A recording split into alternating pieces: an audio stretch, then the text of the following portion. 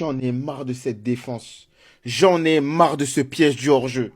Hansi Flick, tiens des lunettes, Tu vois pas comme nous que cette défense haute, elle tue nos joueurs. C'était la copie conforme du match face à l'Inter.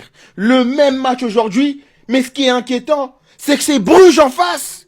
C'est Bruges. Regardez cette image. Corner, mal frappé de Lamine Yamal. Derrière, tu t'exposes de fou. Parce que tes joueurs, ils jouent haut comme ça. Koundé, regardez, il était où? On s'expose tellement avec ce système. Ça veut dire qu'à chaque perte de balle, vu que tu joues extrêmement haut, à chaque coup de pied arrêté, derrière c'est danger. Et peu importe les joueurs que tu as en face, ils seront capables de jouer bien contre nous. Il a fait le match de sa vie. C'est pas compliqué en même temps. Tu pars à la limite du hors-jeu, on te sert. T'es souvent en infériorité numérique défensivement, donc y a rien de compliqué. Même moi, j'aligne une équipe au quartier, je vous assure que je mets au moins un but au Barça. Tellement cette défense, elle est catastrophique, elle est catasismique. On est nuls. On n'a pas assez profité. Le Barça ne gagne pas ce soir, mais leur victoire c'est ça. C'est le retour de ce malade. Non mais en fait on est où? Je comprends pas, c'est lui qui est pas censé être à 100%. Expliquez-moi ça pourtant. Expliquez-moi ce but. Yamal qui vient se farcir toute la défense. Passe tout seul un nombre incalculable de défenseurs. Se permet de venir chez le gardien lui infliger ça.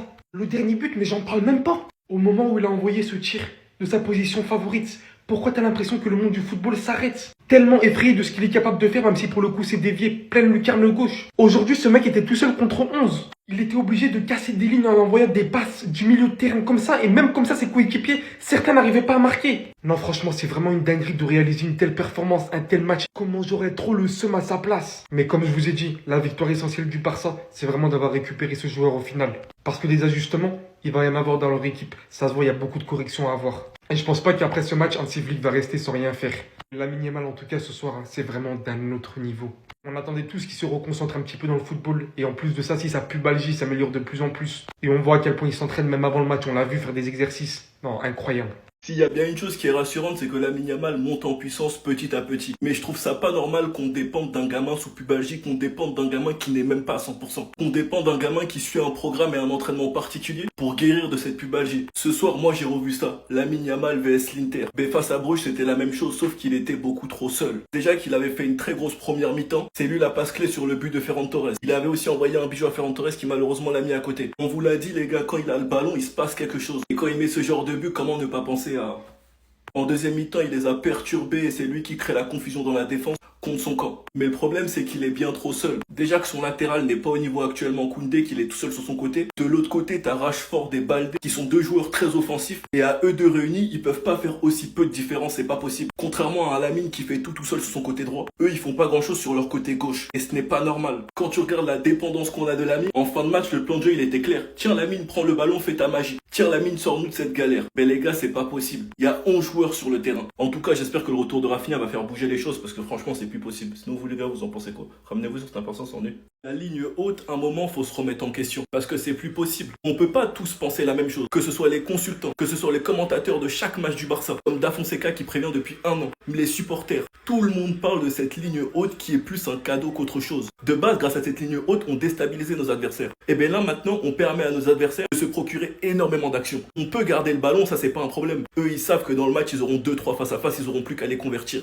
Le nombre de buts qu'on mange aujourd'hui face à Bruges, c'est pas normal. Le nombre de matchs qu'on enchaîne sans pour autant ne pas encaisser de buts, c'est pas normal. On a pris des buts les 9 derniers matchs et plus de 15-18 buts. Regardez le type de cadeau qu'on donne à l'adversaire en début de match. Regardez juste, Koundé qui couvre, but. Les gars, on a pris le même but chaque match. C'est toujours la même chose. Combien de GA pour lui ce soir? Il avait jamais fait ça. Combien de GA pour lui ce soir? En un match de Ligue des Champions face au Barça? Je veux bien qu'on parle du pressing, qu'on n'a pas nos joueurs clés pour presser, mais les buts qu'on encaisse, les gars, c'est pas normal. Et Flick ne veut pas se remettre en question. C'est bien, on est une équipe audacieuse, on est une équipe courageuse, mais on est une équipe qui encaisse beaucoup de buts et qui par la suite peut perdre des points bêtement. La saison dernière en Ligue des Champions, ça nous a pas suffi. C'est fatigant, sinon vous les gars, vous en pensez quoi? Ramenez-vous sur cette importance en nu. Venez pas me parler de Chesney, venez pas me parler d'Araujo, venez pas me parler des défenseurs, venez pas me parler d'un seul joueur du FC Barcelone ce soir. 3-3 face à Bruges, ça vous étonne? Moi toujours pas. Et on passe à une faute de perdant. Heureusement qu'il lui prend pas le ballon. Ce soir, frérot, faut qu'on parle. Là, c'est pas tonton, c'est frérot. Parce que ça commence à faire beaucoup.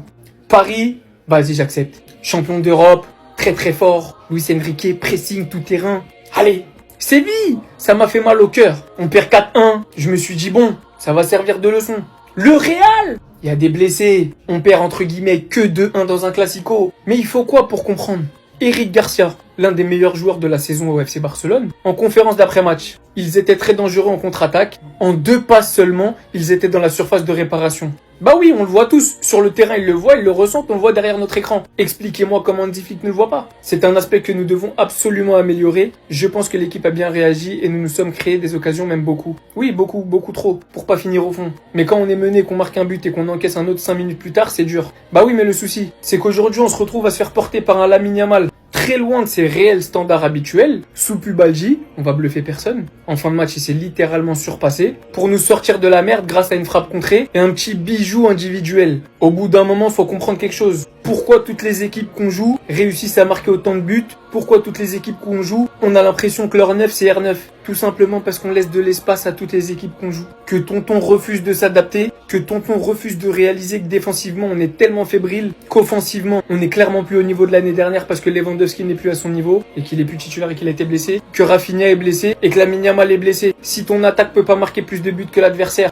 adapte-toi et défends. Ça commence à faire beaucoup là. Alors lui, depuis son retour dans les cages du FC Barcelone, c'est le néant total. Il fait même plus aucun effort. Regardez les buts qu'il se prend. Sur le 2e but de Bruges, par exemple, il aurait pu sortir. Mais non, le gars, il est resté sur sa ligne. Le 3e but, c'est pareil. Il a fait du Ter Stegen. Dites-vous que lors de ses 16 derniers matchs avec le FC Barcelone, c'est 32 buts encaissés. 32 buts. Et au moment où je vous parle, il y a pénalty pour Bruges. Heureusement pour lui que ça n'a pas été validé. Après, j'ai envie de dire, il n'est pas le seul fautif dans cette histoire. La défense du Barça est catastrophique. Ils sont catastrophiques. Peu importe le résultat de ce match-là, les amis. La défense, ce qu'ils ont fait aujourd'hui, là, c'est impardonnable. Déjà, cette histoire du piège Giorgio, là, vous en avez pas marre. Vous voyez pas que ça marche plus? Les équipes ont compris comment vous fonctionnez. Il suffit de rester en place et dès que vous perdez le ballon, ils jouent dans votre dos. C'est terminé. Rouge, ils font que ça depuis le début du match et ça marche à chaque fois. Regardez tous les buts qu'ils ont marqués aujourd'hui. À chaque fois, ils se retrouvent à 2 contre 1 ou 3 contre 1. C'est toujours comme ça. Leur numéro 9 s'est régalé aujourd'hui. Pour le moment, il a 2 buts et une passe décisive. Il va falloir arrêter le piège Giorgio, ça ne vous réussit plus. Inigo Martinez n'est plus là. Et pour tous ceux qui disent que sur le 2e but de Bruges, il y a hors-jeu, il n'y a pas hors-jeu. Jules Koundé couvre le hors-jeu. Il va falloir vous ressaisir parce que là, vraiment, c'est pas possible. Et le pire dans tout ça, c'est que là, on parle de Bruges. Après, vous allez affronter Chelsea.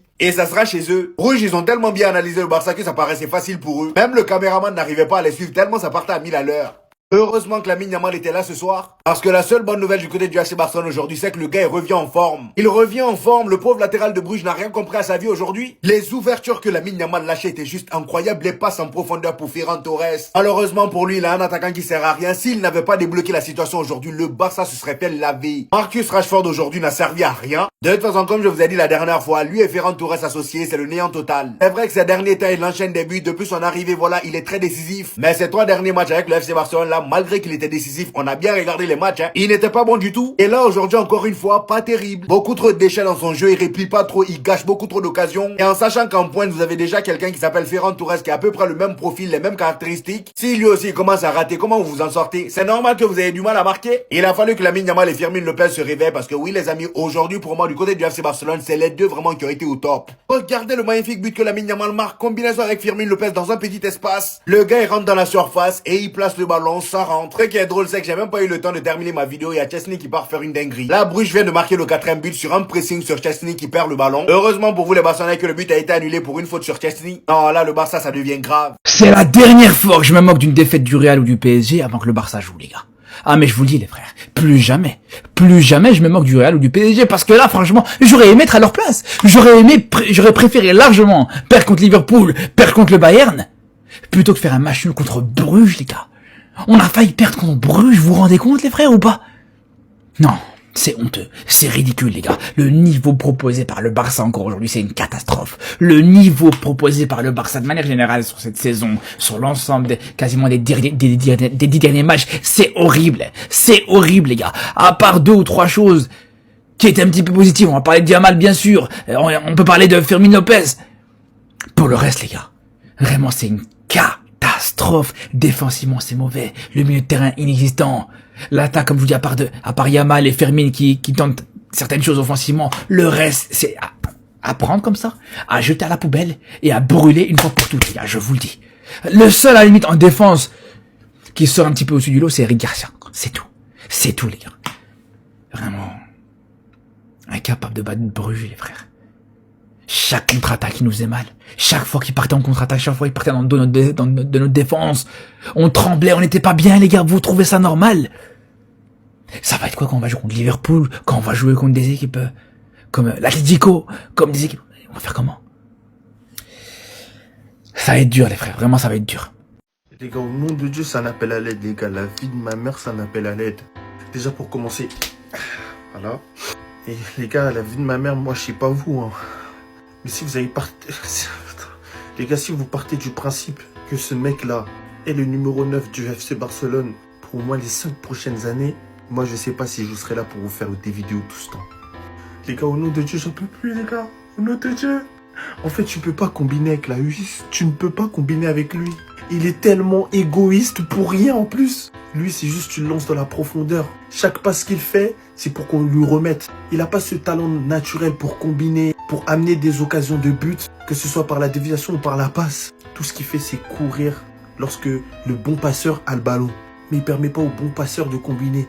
Les gars, cette occasion, au nom de Dieu, je crois, si je me concentre bien, je peux citer 25 buteurs qui jouent en Europe actuellement qui auraient fini cette action. Et vous savez, c'est quoi le plus drôle? C'est que je ne peux citer que 5 joueurs qui auraient eu cette action de par sa vitesse. Il est tellement frustrant. Et je mets pas la faute sur lui, hein, aujourd'hui.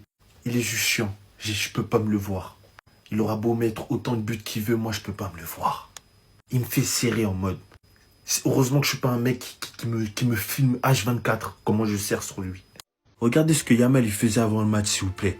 Regardez ce que Yamal il faisait avant le match. Il vérifiait s'il était apte. Il vérifiait si ses adducteurs, si sa pubalgie, elle va pas se réveiller à tout moment. Et j'espère que maintenant vous comprenez pourquoi. Il n'y a pas de si Yamal il peut pas jouer à 100%, c'est mieux, il va se faire opérer, il va se faire opérer. Il va se faire opérer de quoi?